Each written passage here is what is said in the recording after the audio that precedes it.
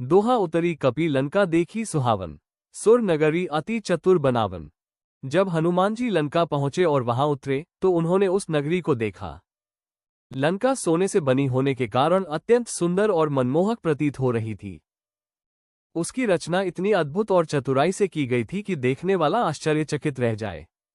ऊंचे ऊंचे महल, सोने की दीवारें और चमचमाते द्वार उसकी शोभा को और बढ़ा रहे थे। तुलसीदास जी यहाँ ये संकेत करते हैं कि रावण की लंका भले ही भव्य और भौतिक वैभव से परिपूर्ण थी, परंतु उसमें धर्म और सत्य का अभाव था।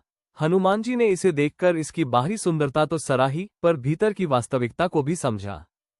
सिंहनाद करी द्वारी गए ठाड़ा, कपि देखी महाबल अति बाड़ा।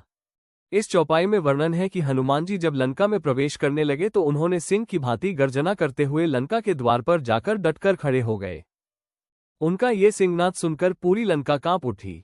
हनुमान जी का स्वर और उनकी वीरता देखकर राक्षसों को भी लगा कि कोई अत्यंत बलशाली योद्धा आया है। तुलसीदास जी यहाँ हनुमान जी की अपार शक्ति और साहस को प्रकट करते हैं। वे निडर होकर शत्रु की नगरी में खड़े हुए और अपनी दिव्य ताकत का परिचय दिया। ये प्रसंग बताता है कि सच्चा भक्त जब धर्मकार्य के लिए आगे बढ़ता है तो वह निर्भय और अडिग खड़ा रहता है। अतहि नगरी देखी कपि जाना, नखहि सम बहु भवन सुहाना। जब हनुमान जी लंका नगरी के भीतर आगे बढ़े तो उन्होंने उसकी भव्यता को ध्यान से देखा। लंका के भवन इतने अधिक और सुंदर थे कि मानो आकाश में असंख्य नक्षत्र चमक रहे हों। हर ओर स्वर्णमय महल, गगनचुंबी इमारतें और झिलमिलाती सजावट दिखाई देती थी। हनुमान जी ने समझ लिया कि यह नगरी अत्यंत योजनाबद्ध और आकर्षक ढंग से बनाई गई है। रावण की लंका भौतिक वैभव और ऐश्वर्य से भरपूर थी, परंतु उसमें धर्म और सच्चाई का प्रकाश नहीं था। कहन कह पगुर नाना तरु बागा, कहन कह देखी कपि भवन बहु भागा। इस चौपाई में गोस्वामी तुलसीदास जी ने उस अद्भुत दृश्य का वर्णन किया है जिसे हनुमान जी ने लंका नगरी में प्रवेश करने के बाद देखा। कहन कह पगुर नाना तरु बागा का अर्थ है, हनुमान जी ने जगह जगह सुंदर बाग बगीचे देखे जहां अनेक प्रकार के वृक्ष खिले हुए थे, जिन पर फूल और फलों की बहार थी। इन बागों की छटा इतनी मनोहर थी कि देखने वाला मोहित हो जाए। कहाँ कह देखी कपि भवन बहु भागा का भाव है, कहीं कहीं उन्होंने अनेक सुंदर भवन देखे जो अपनी भव्यता और वैभव से अनुपम थे। इन भवनों की रचना और सजावट इतनी अद्वितीय थी कि हनुमान जी भी आश्चर्यचकित हो गए।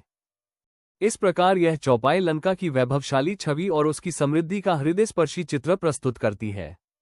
सुरसरी जल सुचि सुंदर सोहा, देखी कपि मन अति हर्षि निबोहा। इस चौपाई में हनुमान जी लंका में बहती सुरसरी, गंगा के जल की शोभा का वर्णन करते हैं। सुरसरी जल सुचि सुंदर सोहा का तात्पर्य है कि गंगा का निर्मल और पवित्र जल अत्यंत सुंदर लग रहा था। उसकी लहरों की छटा मन को मोह लेने वाली थी। देखी कपि मन अति हर्षि निबोहा का अर्थ है कि हनुमान जी ने इस पावन दृश्य को देखकर अपने हृदय में अत्यंत प्रसन्नता और शांति का अनुभव किया। ये दृश्य उनके मन को आनंदित और संतुष्ट कर गया। इस चौपाई में गंगा की पवित्रता और उसके दर्शन से मिलने वाले दिव्य सुख का वर्णन है। चौपाई लंकिनी से भेंट, द्वारी एक राक्षसी ठाड़ी, कराल रूप देखी अति बाधी। जब हनुमान जी लंका के मुख्य द्वार पर पहुंचे तो वहां उन्होंने एक राक्षसी को खड़े देखा। ये राक्षसी लंका की द्वारपाल थी, जिसका नाम लंकिनी था। उसका रूप अत्यंत भयानक और विकराल था। उसके दर्शन से सामान्य व्यक्ति भयभीत हो जाए, क्योंकि उसकी आकृति डरावनी और हिंसक प्रतीत होती थी।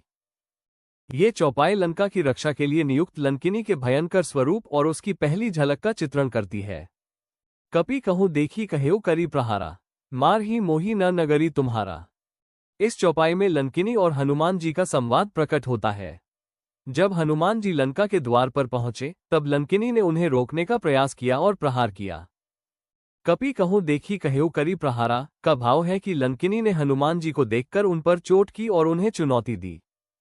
मार ही मोही न नगरी तुम्हारा का अर्थ है कि उसने कहा, अरे वानर, मुझे क्यों मारते हो? ये लंका तुम्हारी नहीं है, यहाँ प्रवेश करने का तुम्हें कोई अधिकार नहीं। कपि प्रकट करी बाम कर भारी, मारी लंकिनी दीन ही दुख भारी। इस चौपाई में हनुमान जी की वीरता और लंकिनी पर उनके प्रहार का वर्णन है। कपि प्रकट करी बाम कर भारी का भाव है कि हनुमान जी ने अपना बल प्रकट करते हुए अपने बाएं हाथ से एक जोरदार घूंसा मारा। ये प्रहार साधारण नहीं था, बल्कि अपार शक्ति से भरा हुआ था। मारी लंकिनी दीन्ही दुख भारी का अर्थ है कि उस प्रहार से लंकिनी को अत्यधिक पीड़ा हुई और वो बुरी तरह से घायल होकर भूमि पर गिर पड़ी। कपि करी प्रहार पड़ी धरी भूनी, उठी पुनि भय बिने करी सूनी। त्राही त्राही कपि अब अपराधा, देखी पराक्रम मोर न काढ़ा। इस चौपाई में लंकिनी की पराजय और हनुमान जी की महाशक्ति का प्रभाव स्पष्ट होता है। हनुमान जी के जोरदार प्रहार से लंकिनी भूमि पर गिर पड़ी, वो अत्यंत व्याकुल हो गई। कुछ समय बाद वो उठी और भयभीत होकर हनुमान जी से विनम्र निवेदन करने लगी। उसने कहा, हे कपि, अब मुझे क्षमा करें, मैं अपराधनी हूं। लंकिनी ने स्वीकार किया कि ऐसा पराक्रम आज तक उसने कभी नहीं देखा था।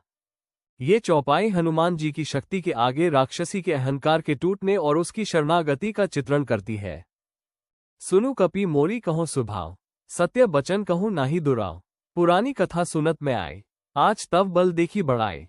लंकिनी कहती है, हे वानर, अब मेरा स्वभाव और सच्चाई सुनो। वो अब अहंकार छोड़कर सत्य बोलने को तैयार होती है। उसका भाव है कि वो अब कोई बात छिपाएगी नहीं, पूरी निष्ठा से सच ही बताएगी।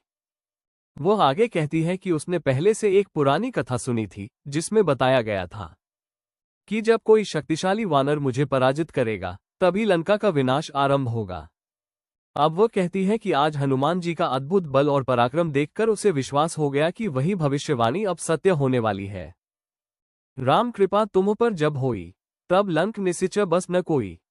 इसका भाव है कि जब भगवान श्रीराम की कृपा किसी पर होती है, तो वो अद्भुत सामर्थ्य और विजय का अधिकारी बन जाता है।